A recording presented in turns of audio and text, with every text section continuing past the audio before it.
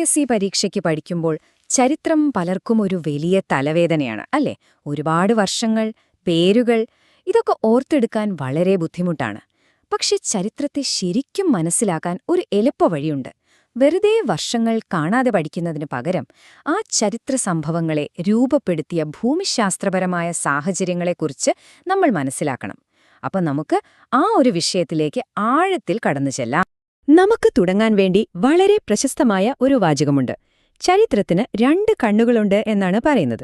ഒന്ന് കാലഗണന, അതായത് വർഷങ്ങളും തീയതികളും. മറ്റേ കണ്ണ് ഭൂമിശാസ്ത്രമാണ്, അതായത് ആ സംഭവങ്ങൾ നടന്ന സ്ഥലം. അപ്പോൾ എന്താണിതിന്റെ അർത്ഥം? ചരിത്രമെന്നത് വെറുമൊരു തീയതികളുടെ പട്ടികയല്ല. അത് നടന്ന സ്ഥലവുമായി അതിന് ആഴത്തിലുള്ള ഒരു ബന്ധമുണ്ട്. ഈ ഒരു ബന്ധം മനസ്സിലാക്കിയാൽ തന്നെ പകുതി കാര്യങ്ങൾ എളുപ്പമാകും. ഒരു നാടകം സങ്കൽപ്പിച്ചു നോക്കൂ, അതിനൊരു വേദി വേണമല്ലോ. അതുപോലെയാണ് ചരിത്രവും. ചരിത്രം എന്ന വലിയ നാടകത്തിന്റെ വേദി ഒരുക്കുന്നത് അതാത് പ്രദേശത്തെ ഭൂമിശാസ്ത്രമാണ്. അപ്പോൾ ഈ വേദി എങ്ങനെയാണ് ചരിത്ര സംഭവങ്ങൾക്ക് കളമൊരുക്കുന്നത് എന്ന് നമുക്കൊന്ന് നോക്കാം. ഈ ആശയം നിങ്ങൾ മനസ്സിലാക്കിയാൽ പരീക്ഷയിൽ ഉത്തരമെഴുതുമ്പോൾ മറ്റുള്ളവരിൽ നിന്ന് നിങ്ങളുടെ ഉത്തരങ്ങളെ തീർച്ചയായും വ്യത്യസ്തമാക്കാൻ സാധിക്കും. നമ്മുടെ ഇന്ത്യയുടെ കാര്യം തന്നെ എടുക്കാം. വടക്ക് ഭാഗത്തൊരു കൂറ്റൻ മതിലുപോലെ ഹിമാലയം നിൽക്കുന്നു അല്ലേ? അതുകൊണ്ട് തന്നെ പുറത്തുനിന്നുള്ള ആക്രമണങ്ങളെ ഒരു പരിധിവരെ തടയാൻ നമുക്ക് കഴിഞ്ഞു. നമ്മുടെ കാലാവസ്ഥയെപ്പോലും നിയന്ത്രിക്കുന്നത് ഈ പർവ്വതനിരയാണ്. പക്ഷേ ഈ മതിലിൽ ചില വിടവുകളുണ്ടായിരുന്നു. വടക്കു പടിഞ്ഞാറ് ഭാഗത്തുള്ള ഖൈബർ, ബോലൻ തുടങ്ങിയ ചുരങ്ങൾ, ഇവയായിരുന്നു ഇന്ത്യയിലേക്കുള്ള പ്രധാന കവാടങ്ങൾ. ഈ വഴിയിലൂടെയാണ് ആക്രമണകാരികളും കച്ചവടക്കാരും കുടിയേറ്റക്കാരുമെല്ലാം ഇങ്ങോട്ട് വന്നത്. അപ്പോൾ നോക്കൂ, ആ ഒരു ഭൂപ്രകൃതി നമ്മുടെ ചരിത്രത്തെ എത്രമാത്രം സ്വാധീനിച്ചുവെന്ന്. മനുഷ്യന്റെ ആദ്യകാല ചരിത്രം പരിശോധിച്ചാൽ അവരുടെ ജീവിതത്തിന്റെ നിയമങ്ങൾ എഴുതിയിരുന്നത് പ്രകൃതിയായിരുന്നു. അതായത് അവരെവിടെ താമസിക്കണം, എന്ത് കഴിക്കണം എന്നൊക്കെ തീരുമാനിച്ചിരുന്നത് ചുറ്റുമുള്ള പരിസ്ഥിതിയാണ്. അവരുടെ നിലനിൽപ്പ് പൂർണ്ണമായും പ്രകൃതിയെ ആശ്രയിച്ചായിരുന്നു. നമുക്കത് കുറച്ചും കൂടി വിശദമായിട്ട് നോക്കാം. ശിലായുഗത്തിലെ മനുഷ്യരെക്കുറിച്ച് ഒന്ന് ആലോചിച്ചു നോക്കൂ. അവർക്ക് അതിജീവിക്കണമെങ്കിൽ എന്ത് വേണം? ആയുധങ്ങൾ വേണം.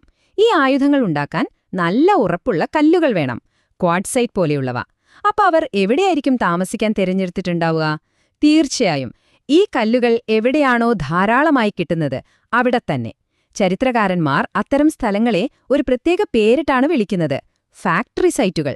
കാരണം അതായിരുന്നു മനുഷ്യന്റെ ആദ്യത്തെ ആയുധ നിർമ്മാണശാലകൾ. അപ്പോൾ ഒരു സ്ഥലം താമസിക്കാൻ വേണ്ടി തിരഞ്ഞെടുക്കുമ്പോൾ അവരുടെ മനസ്സിൽ എന്തൊക്കെ കാര്യങ്ങളായിരുന്നു ഉണ്ടായിരുന്നത്? നമുക്ക് നോക്കാം. ഒന്നാമതായി, വെള്ളം കിട്ടണം. അതിനായി പുഴകളുടെയോ തടാകങ്ങളുടെയോ അടുത്ത് താമസിക്കണം. അവിടെ നിന്ന് ഭക്ഷണവും ലഭിക്കും. രണ്ടാമത്തെ കാര്യം, ആയുധങ്ങൾ ഉണ്ടാക്കാനുള്ള കല്ലുകൾ. അത് തൊട്ടടുത്ത് തന്നെ കിട്ടണം. മൂന്നാമതായി, സുരക്ഷ. പെട്ടെന്നുള്ള ആക്രമണങ്ങളിൽ നിന്നെല്ലാമൊക്കെ രക്ഷപ്പെടാൻ പറ്റിയ കുന്നുകളോ ഗുഹകളോ ഉള്ള സ്ഥലങ്ങൾ. ഈ 3 കാര്യങ്ങളും എവിടെയാണോ ഒത്തുവന്നത് അവിടെയാണ് പുരാതന മനുഷ്യൻ തന്റെ വാസസ്ഥലം കണ്ടെത്തിയത്. ഇന്നത്തെ കാലത്ത് നമുക്ക് യാത്ര ചെയ്യാൻ വലിയ പാതകളും ദേശീയപാതകളും ഒക്കെയുണ്ട്. പക്ഷേ ആയിരക്കണക്കിന് വർഷങ്ങൾക്ക് മുൻപ് ഇതൊന്നും ഉണ്ടായിരുന്നില്ല. അക്കാലത്ത് അവരുടെ സഞ്ചാരപാതകൾ എന്തായിരുന്നു? നദികളായിരുന്നു. നമ്മുടെ ശരീരത്തിൽ രക്തം കൊണ്ടുപോകുന്ന ധമനികൾ പോലെ പുരാതന സംസ്കാരങ്ങളുടെ ജീവനാഡികളായിരുന്നു നദികൾ. കച്ചവടവും യാത്രയുമെല്ലാം അതുവഴിയായിരുന്നു. ഇതൊരു ശൃംഖല പോലെയാണ് പ്രവർത്തിച്ചത്. ഒന്നാമതായി, നദികളിലൂടെ വഞ്ചികളിൽ സാധനങ്ങൾ കൊണ്ടുപോകാൻ എളുപ്പമാണ്. ആളുകൾക്കും യാത്ര ചെയ്യാം. അങ്ങനെ നദികൾ പ്രധാന കച്ചവട പാതകളായി മാറി. കച്ചവടം വളർന്നപ്പോൾ ഈ പാതകൾ കൂടിച്ചേരുന്ന പ്രധാന സ്ഥലങ്ങളിൽ, പ്രത്യേകിച്ച് 2 നദികൾ സംഗമിക്കുന്ന ഇടങ്ങളിൽ ആളുകൾ കൂട്ടമായി താമസിക്കാൻ തുടങ്ങി. അങ്ങനെ അവിടെ വലിയ നഗരങ്ങളുണ്ടായി. പിന്നീട് എന്തുണ്ടായി? ഈ നഗരങ്ങളെ നിയന്ത്രിക്കുന്നവർ ശക്തരായി. അവർ വലിയ സാമ്രാജ്യങ്ങൾ കെട്ടിപ്പടുത്തു. കണ്ടില്ലേ, നദിയിൽ നിന്ന് തുടങ്ങിയ ആ ഒഴുക്ക് എവിടെയാണ് അവസാനിച്ചതെന്ന്? ഇതിന് ഏറ്റവും നല്ലൊരുദാഹരണം വേണോ? പാടലീപുത്രം. ഗംഗാനദിയും സോൺ നദിയും കൂടിച്ചേരുന്ന തന്ത്രപ്രധാനമായൊരു സ്ഥലത്തായിരുന്നു അത്. അതുകൊണ്ടുതന്നെയാണ് അത് പുരാതന ഇന്ത്യയിലെ ഏറ്റവും വലിയ സാമ്രാജ്യമായ മഗധയുടെ തലസ്ഥാനമായി മാറിയത്. അതുപോലെ തന്നെ ഗംഗയ്ക്കും യമുനയ്ക്കും ഇടയിലുള്ള വളരെ ഫലഭൂയിഷ്ടമായ പ്രദേശം ദോവാബ് എന്ന് വിളിക്കും. ഈ സ്ഥലത്തിനു വേണ്ടി എത്രയെത്ര യുദ്ധങ്ങളാണ് ചരിത്രത്തിൽ നടന്നിട്ടുള്ളത്. കാരണം ആ പ്രദേശം നിയന്ത്രിക്കുന്നവർക്ക് ഭക്ഷണവും സമ്പത്തും ഉറപ്പായിരുന്നു. ചരിത്രത്തിന്റെ ഗതിമാറ്റിയ ഒരു കണ്ടുപിടുത്തത്തെക്കുറിച്ച് പറയുകയാണെങ്കിൽ അത് ഇരുമ്പായിരിക്കും. അതൊരു വിപ്ലവം തന്നെയായിരുന്നു. അതുവരെ പ്രകൃതി പറയുന്നതനുസരിച്ച് ജീവിച്ചിരുന്ന മനുഷ്യൻ ആദ്യമായി പ്രകൃതിയെ തന്റെ ഇഷ്ടത്തിനനുസരിച്ച് മാറ്റിവരയ്ക്കാൻ തുടങ്ങി.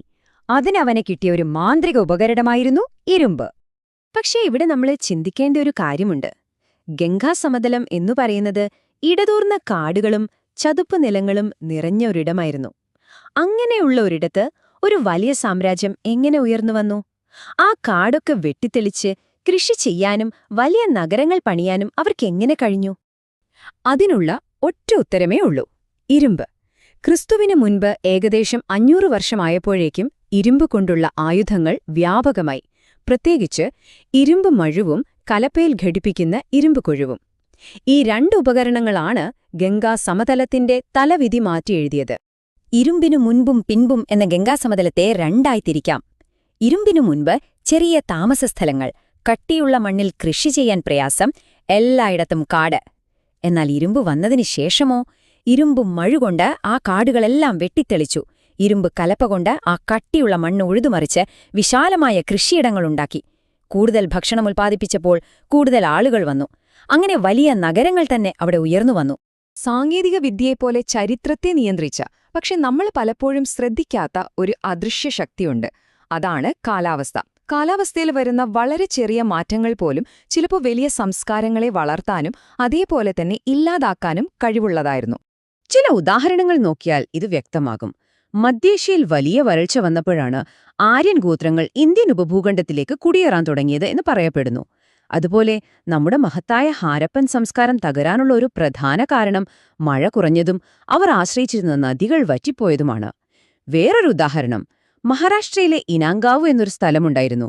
അവിടെ കടുത്ത വരൾച്ച വന്നപ്പോ അവിടുത്തെ കർഷകർ ആ നാട് ഉപേക്ഷിച്ചു പോവുകയാണുണ്ടായത്. അപ്പോ ഇത്രയും പറഞ്ഞതിൽ നിന്ന് എന്തു മനസ്സിലാക്കാം? മനുഷ്യനും പ്രകൃതിയും തമ്മിലുള്ള ഈ ബന്ധം ഒരു വൺ വേ റോഡല്ല. മനുഷ്യൻ പ്രകൃതിയോടൊരു കാര്യം ചെയ്യുന്നു, പ്രകൃതി തിരിച്ച് മനുഷ്യനോടും പ്രതികരിക്കുന്നു. ഇതൊരു സംഭാഷണം പോലെയാണ്. അങ്ങോട്ടും ഇങ്ങോട്ടും ഒരു തുടർച്ചയായ പ്രതിപ്രവർത്തനം നടക്കുന്നുണ്ട്. ഈ ആശയം നമുക്ക് വളരെ ഭംഗിയായി ഇങ്ങനെ പറയാം: ഒരു വെള്ള കടലാസിൽ പ്രകൃതി ഒരു രൂപരേഖ വരച്ചു തരുന്നു. മനുഷ്യൻ തന്റെ കയ്യിലുള്ള സാങ്കേതിക വിദ്യ എന്ന ചായം ഉപയോഗിച്ച് ആ ചിത്രം പൂർത്തിയാക്കുന്നു. അതായത് അവസരങ്ങൾ പ്രകൃതി നൽകുന്നു, ആ അവസരങ്ങളെ എങ്ങനെ ഉപയോഗിക്കണമെന്ന് മനുഷ്യൻ തീരുമാനിക്കും. പക്ഷേ ഒരു പ്രശ്നമുണ്ട്. മനുഷ്യൻ വരച്ച ഈ ചിത്രത്തിന് ചില പാർശ്വഫലങ്ങളുണ്ടായിരുന്നു. വലിയ കെട്ടിടങ്ങൾ പണിയാൻ ഇഷ്ടികകൾ വേണം, അത് ചൂളയിൽ വെച്ച് ചുടണം. ആയുധങ്ങൾ ഉണ്ടാക്കാൻ ലോഹം ഉരുക്കണം, ഇതിനെല്ലാം വിറക് വേണം. അതിനുവേണ്ടി വൻതോതിൽ കാടുകൾ വെട്ടി നശിപ്പിച്ചു. അതിന്റെ ഫലമെന്തായിരുന്നു? പരിസ്ഥിതിയുടെ നാശം. അതെ, ആ പുരോഗതിക്ക് വലിയൊരു വില കൊടുക്കേണ്ടി വന്നു. അപ്പോൾ ഈ ഒരു വലിയ ചോദ്യത്തിൽ നമുക്ക് നിർത്താം. ചരിത്രം എന്നത് മനുഷ്യനും പ്രകൃതിയും തമ്മിലുള്ള ഒരു നീണ്ട സംഭാഷണമാണെങ്കിൽ ആ സംഭാഷണത്തിൽ നമ്മുടെ തലമുറയുടെ മറുപടി എന്തായിരിക്കണം? നമ്മൾ പ്രകൃതിയോട് എന്താണ് പറയാൻ പോകുന്നത്? ഇതൊരു വെറും ചോദ്യമല്ല, നിങ്ങളുടെ UPSC മെയിൻസ് പരീക്ഷയുടെ ഒരു ഉപന്യാസ വിഷയമായി പോലും വരാവുന്ന ഒന്നാണിത്. തീർച്ചയായും ചിന്തിക്കേണ്ട ഒരു കാര്യം.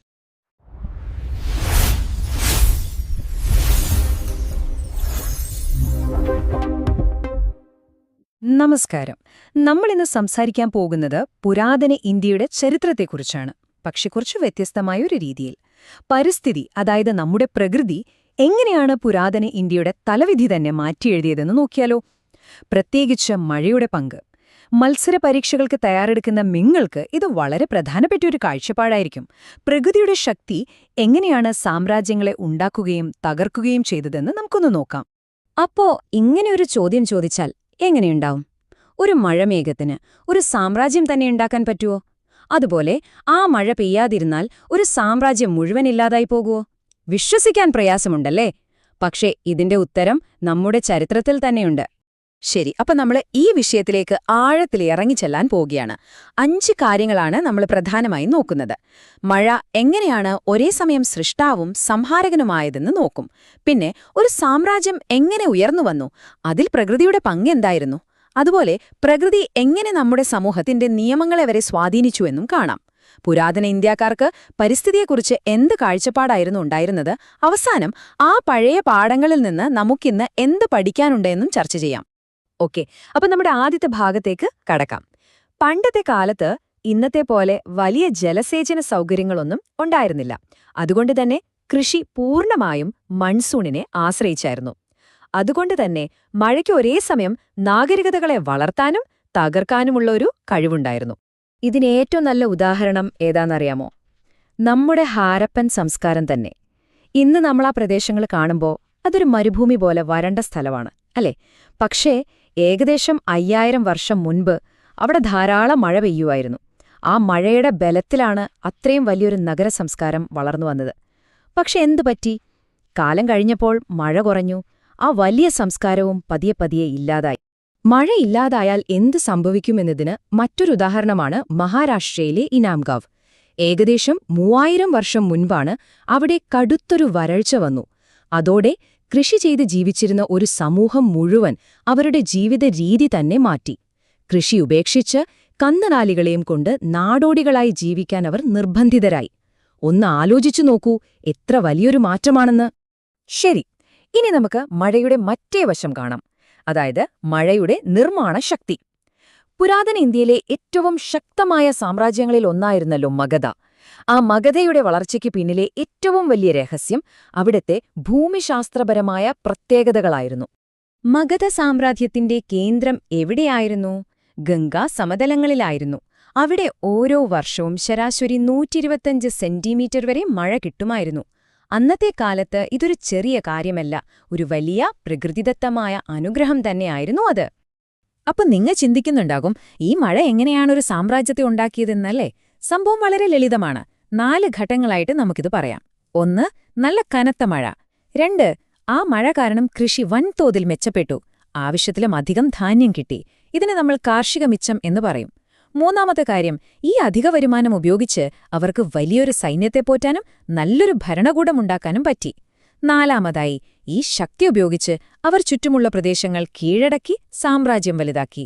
കണ്ടില്ലേ, മഴയിൽ തുടങ്ങിയ ഒരു ചെയിൻ റിയാക്ഷൻ.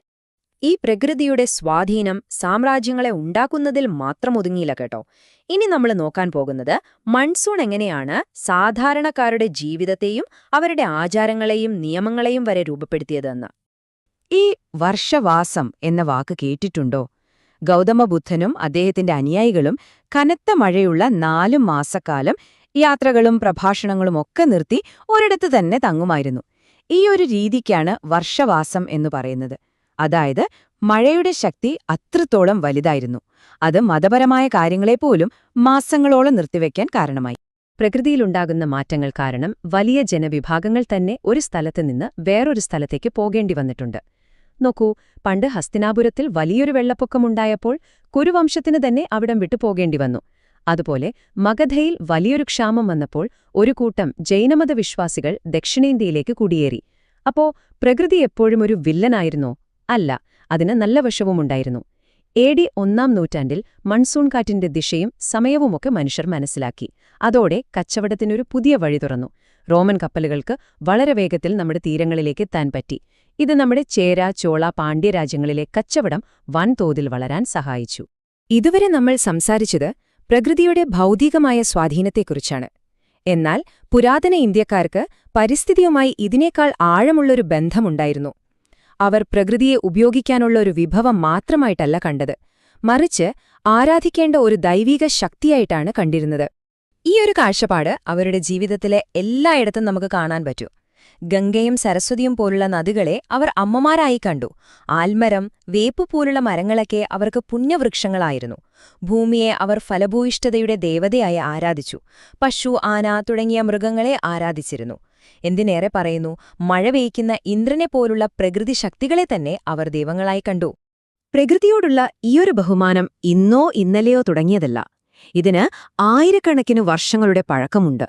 ഹാരപ്പൻ സംസ്കാരത്തിൽ നിന്ന് നമുക്ക് കിട്ടിയ മുദ്രകളിൽ പോലും ആൽമരത്തെ ആരാധിക്കുന്നതിന്റെ ചിത്രങ്ങളുണ്ട്. അപ്പോ ഇത് നമ്മുടെ ഉപഭൂഖണ്ഡത്തിലെ ഏറ്റവും പഴയ സംസ്കാരത്തിൽ തന്നെ വേരുകളുള്ള ഒരു വിശ്വാസമാണെന്ന് വ്യക്തമാണല്ലോ. ഗൗതമബുദ്ധന്റെ ഈ വാക്കുകൾ ഒന്ന് ശ്രദ്ധിച്ചു കേൾക്കൂ. പശുക്കൾ നമുക്ക് ഭക്ഷണം തരുന്നു, ശക്തി തരുന്നു, നല്ല ആരോഗ്യം തരുന്നു, സന്തോഷം തരുന്നു. ഇത് കേവലം പശുവിനെക്കുറിച്ചുള്ള ഒരു വാക്കല്ല, മറിച്ച് ഒരു കാർഷിക സമൂഹത്തിൽ മൃഗങ്ങൾക്കുള്ള പ്രാധാന്യം എത്രമാത്രം വലുതാണെന്ന് അവർ എത്ര ആഴത്തിൽ മനസ്സിലാക്കിയിരുന്നു എന്നതിന്റെ തെളിവാണിത്. അപ്പോ ഈ ചരിത്രത്തിൽ നിന്നെല്ലാം നമുക്ക് എന്താണ് പഠിക്കാനുള്ളത്? പുരാതന കാലത്തെ ഈ അറിവുകൾക്ക് ഇന്നത്തെ നമ്മുടെ ഈ ആധുനിക ലോകത്ത് എന്ത് പ്രസക്തിയാണുള്ളത്? ഇതിലെ ഏറ്റവും പ്രധാനപ്പെട്ട ആശയം സഹവർത്തിത്വം എന്നതാണ്. അതായത് ഒരുമിച്ച് നിലനിൽക്കുക. അവർ പ്രകൃതിയെ സംരക്ഷിച്ചത് അതൊരു ആരാധന ആയതുകൊണ്ട് മാത്രമല്ല, മറിച്ച് മനുഷ്യന്റെ നിലനിൽപ്പിനും അഭിവൃദ്ധിക്കും പ്രകൃതിയെ സംരക്ഷിച്ചേ മതിയാവും എന്ന തിരിച്ചറിവ് അവർക്കുണ്ടായിരുന്നു. പ്രകൃതിയെ കീഴടക്കാനല്ല, അതിനോട് ഇണങ്ങി ജീവിക്കാനാണ് അവർ ശ്രമിച്ചത്. അതാണ് അവരുടെ പാരിസ്ഥിതിക കാഴ്ചപ്പാടിന്റെ കാതൽ. അപ്പോ നമ്മൾ ഇത്രയും നേരം സംസാരിച്ചതിന്റെയെല്ലാം കാതൽ എന്താണ്? അതിനെ നമുക്ക് ഒരൊറ്റ ഫോർമുലയിലേക്ക് മാറ്റാം. ചരിത്രം എന്ന് പറയുന്നത് എന്താണ്? പ്രകൃതി നമുക്ക് തരുന്ന വിഭവങ്ങളെ, അതായത് മഴ, ഫലഭൂയിഷ്ഠമായ മണ്ണ്, അതിനെയെല്ലാം മനുഷ്യന്റെ കഴിവും സാങ്കേതിക വിദ്യയും ഉപയോഗിച്ച് എങ്ങനെ പ്രയോജനപ്പെടുത്തുന്നു എന്നതിനെ ആശ്രയിച്ചിരിക്കും ചരിത്രത്തിന്റെ ഗതി. ഇതാണ് ഇതിലെ ഏറ്റവും പ്രധാനപ്പെട്ട ആശയം. അപ്പോ നമ്മൾ ഈ ചർച്ച അവസാനിപ്പിക്കുന്നത് ഒരു ചോദ്യത്തോടെയാണ്. പുരാതന ഇന്ത്യ പഠിപ്പിച്ച ഈ സഹവർത്തിത്വത്തിന്റെ പാഠം, അതായത് പ്രകൃതിയോട് ഇണങ്ങി ജീവിക്കുക എന്ന ആശയം, ഇന്ന് നമ്മൾ നേരിടുന്ന വലിയ പാരിസ്ഥിതിക പ്രശ്നങ്ങളെ, ഈ കാലാവസ്ഥാ വ്യതിയാനത്തെയൊക്കെ നേരിടാൻ നമ്മളെ എങ്ങനെയാണ് സഹായിക്കുക? ഈ ചരിത്രത്തിൽ നിന്നുള്ള അറിവ് ഇന്നത്തെ പ്രശ്നങ്ങൾക്ക് ഒരു പരിഹാരമാകുമോ? ഇതൊന്ന് ആഴത്തിൽ ചിന്തിച്ചു നോക്കൂ. പരീക്ഷകൾക്ക് ഉത്തരമെഴുതുമ്പോൾ ഇങ്ങനെയുള്ള വിശകലനങ്ങൾ നിങ്ങൾക്ക് തീർച്ചയായും മുൻതൂക്കം നൽകും.